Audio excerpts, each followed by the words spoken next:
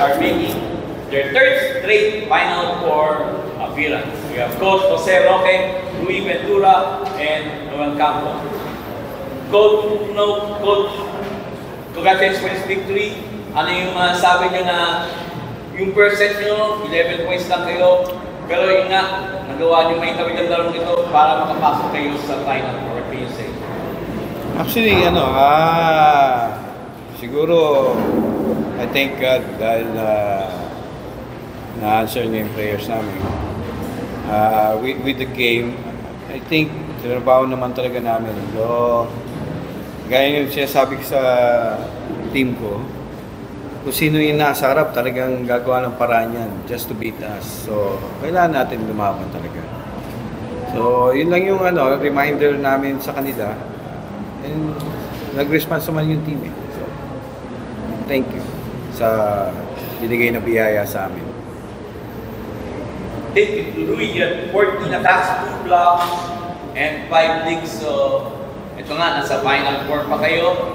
Pero napalabang kayo ng UP. So, ano masasabi nyo sa ginawa nyo effort to make it to the next round?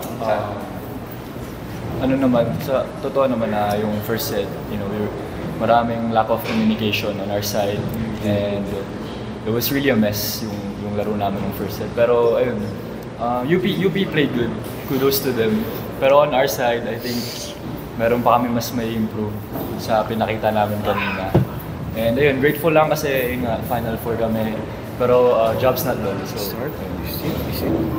Noel, you have 24 points and 22 attacks, 2 blocks, 15 receptions, and 5 digs. So yun nga, on your last season, Final Four ka ulit.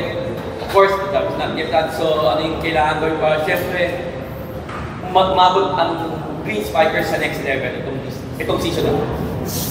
Ask ko lang, sir. Final Four na kami. Okay. Paano? Di ba may 2 remaining? Paano Final Four na kayo?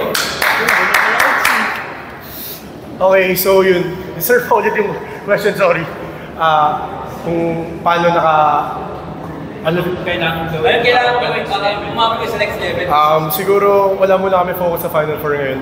Yung remaining 2 games pa namin kasi yun nga, itong game namin talaga na expected talaga namin yung UP lalaban talaga kasi yung pinakita nilang performance against FPU. Kumbaga nag-peak na yung UP ngayon eh. Yun. Siguro itong next game namin versus Adamson and FU, paghandaan pa namin kasi para yun yung papunta. Para pagdating ng Final Four, nandun na yung rhythm namin. So hopefully, yun. Sa Final Four, ito munang the last 2 games muna yung focus namin. Okay, the floor is open. Coach, yun nga, 5 sets against UP, may konting concern ba doon? Knowing na sa Final Four, mas bibigat pa yun? Actually, siguro yung paano ba sasabihin? I think yung mindset going to the game, concern ko is medyo somehow I can see on my medyo relax kami. Relax eh. No, considering na miniremind namin mga coaches sila na don't belittle kung sino man yung makakarap natin. We know that we can beat whoever's in front of us, pero still, hindi tayo pwede mag-relax eh. So, ang medyo kanina, really slow start.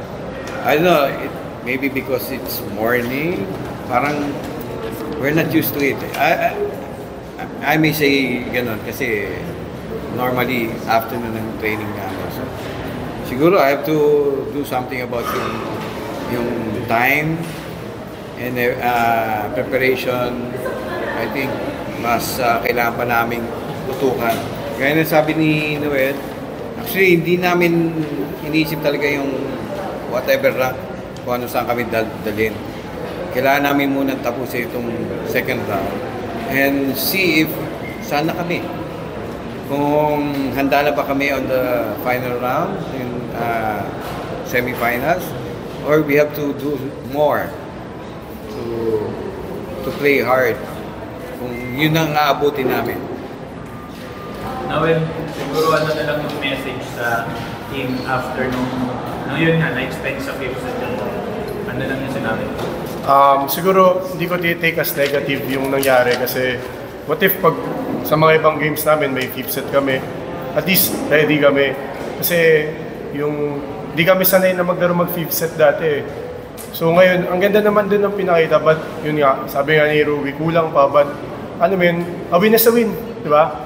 Pero may papolish pa kami, may kagaganda pa talaga yung game namin. Pero props sa UP talaga kasi di rin nila binitawan din yung game, kumapit din talaga sila din. Ruby, pasok na nga sa Final Four, pero gano'ng ka-importante yung last two games nyo sa second round para maganda nga yung rhythm nyo pagdating dun sa final?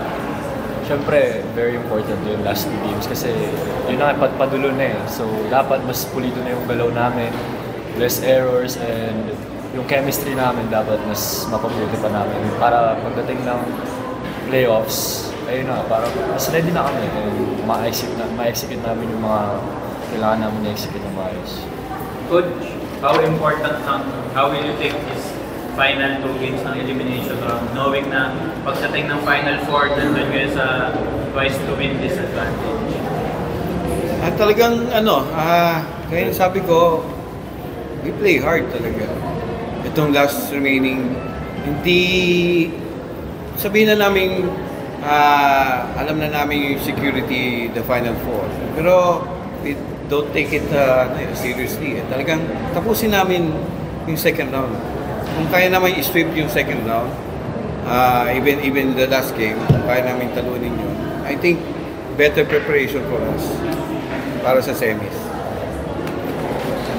Yes, kasi di ba last two seasons,